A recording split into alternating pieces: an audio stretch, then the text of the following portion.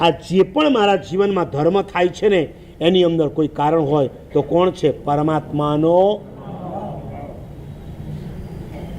હું પ્રવચન સાંભળી શકું છું, મને અનુકૂળતા મળી છે ને એની પાછળ પણ કોણ છે?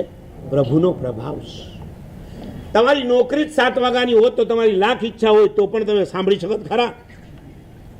અને એટલું પણ કહી દઉં કે તમને પાછો અહંકાર આવી ગયો, જો ઓલો સાહેબ સૂતો રહે છે પણ મારો બેટો વ્યાખ્યાનમાં નથી આવતો, અમને કેટલી તકલીફ છે છતાં રસ્તો કાઢીને આવીએ છીએ, આવો જો અહમ આવી ગયો ને, આવતીકાલે તમારી નોકરીના ટાઈમ એવા બદલાઈ જશે ને, એવા બદલાઈ જશે ને, તમારી ઈચ્છા હોય ને તોય તમે નહીં આવી શકો.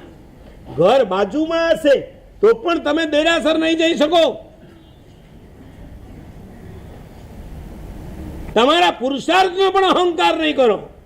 તમારા જીવનમાં જે પણ ધર્મ થાય છે તમામ ધર્મની ટોપી કોને પહેરાવી દેવાની? પ્રભુ.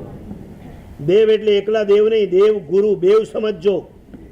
જેમ હોવું મમન તુહ પભાવો દેરાસરમાં બોલો છો ને, એમ પચખાણ આપ્યા પછી એમ કહેવાનું હોવું મમમ તુહ પભાવો ભગવાન ગુરુદેવ તમારા પ્રભાવે મારો અઠ્ઠમ થઈ ગયો છે.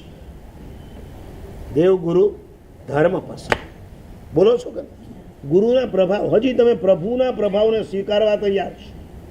શંખેશ્વરના અધિષ્ઠાયક દેવ જાગતા છે અને તમારા જીવનની અંદર કોઈ ચમત્કાર થાય તો તમે શંખેશ્વરનો પ્રભાવ સ્વીકારવા તૈયાર છો? ગુરુનો પ્રભાવ સ્વીકારો છો? આ કાળમાં એવા ગુરુ ભગવંતો છે જેનો અદ્ભુત પ્રભાવ હોય, અદ્ભુત. નવસારી ચિંતામણીમાં ચોમાસું છે મારા સાહેબ, 4 ઢાણા છે, આ મહાત્મા રોજ આવે છે. એમનાથી સૌથી નાના મારા સાહેબ, શું નામ એમનું? કલ્પભૂષણ. કલ્પભૂષણ વિજય કરીને છે, અત્યારે 99મી ઓળીનું પારણું કર્યું અને ટૂંક સમયમાં 100મી ઓળી ઉપાડવાના છે. આ મહાત્માની વાત કરું, આજથી 12 વર્ષ પહેલા ઈરલામાં હતા, ગચ્છાધિપતિની નિશ્રામાં, અને ફાગણ મહિનાના દિવસો ચાલે. મુંબઈમાં ગરમી ક્યારથી ચાલુ થાય? મને પૂછો, તમને હું પૂછું? હું મુંબઈ વધારે રહ્યો છું, તમારા કરતાં હું વધારે રહ્યો છું. 45 વર્ષમાં 30 વર્ષ મુંબઈ રહ્યો છું, 32 વર્ષ. નવસારીમાં ક્યારથી શરૂ થાય ગરમી? મહિને?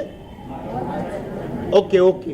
ફાગણ મહિનાના દિવસો, ભયંકર ગરમી, અને એમાં ફાગણ વદની અંદર આ મહાત્મા ગચ્છાધિપતિને વંદન કરીને કહે છે પચખાણ આપો. સાહેબે કીધું શેનું? એકાશનાનું. આઠમ છે, આજે એકાશનું ના હોય, ઉપવાસ કરો, આપી દો. આટલા મોટા મહારાજના મોઢામાંથી નીકળ્યા પછી મહાત્માનું વચન ઠોક કરાય, લઈ લીધું. બીજા દિવસે ફરી પાછા આવ્યા. શું છે આજે સાહેબ? કાલે એકાશનું કહ્યું હતું, આજે શું છે? આજે એકાશનું. એકાશનું શેનું? અઠમ પૂરો કરો, ફાગણ બાદ. અને મહાત્માએ ઝીલી લીધું. આ બધાને ના કહેવાય હો.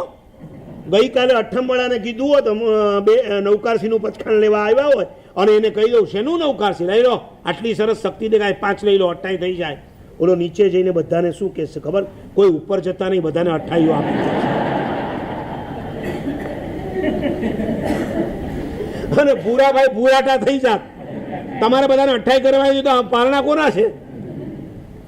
બધાને કહેવાય પણ નહીં ને. ગુરુ યોગ્યતા જોઈને કરે છે.